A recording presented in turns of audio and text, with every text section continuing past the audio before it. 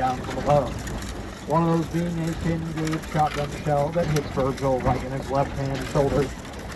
And now, thanks to our town doctor, Dr. Fellow, Virgil does not die, but he does lose the use of his left arm and about 4 inches of shattered bone.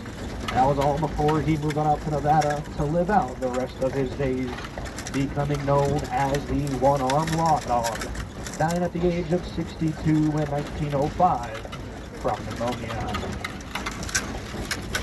And now on the right here, the world-famous birdcage shooter, opening December 21st of 1881, a week prior to the attempted assassination on Virgil. And in there in the basement, they housed the world's longest poker game that went on for 8 years, 5 months, 3 days, non-stop. They bothered to close their front doors that entire time. And the game had 8,000 of our buying and a 4-man minimum around the table at all times. But it's still on display in the basement for you to go see. Also on display in there is the Black Mariah, the horse-drawn hearse that carried over 100 people to their final resting place in Boot Hill in service from 1881 up until 1917. But it was only one of 8 ever made at Syracuse, New York. And it's the only one left of its kind. And it's valued at over $2.5 million. But a year before the gunfight at the OK Corral, the birdcage shooter does not exist.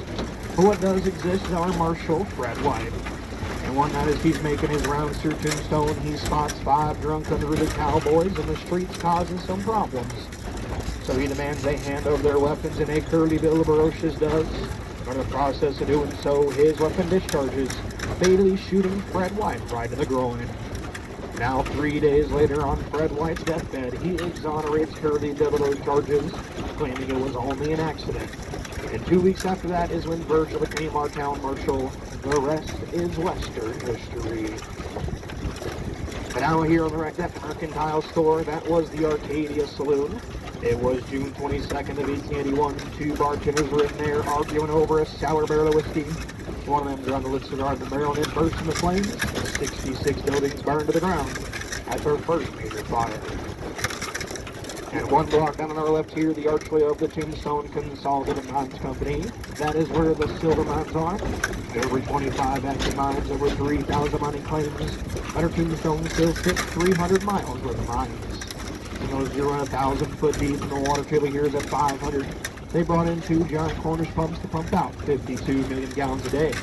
Until the first pump burned down in 1886, second one failed in 1909, causing the water level to rise, flooding out the lower half of the mines. And on the right here, the orange and red building, the Red Buffalo.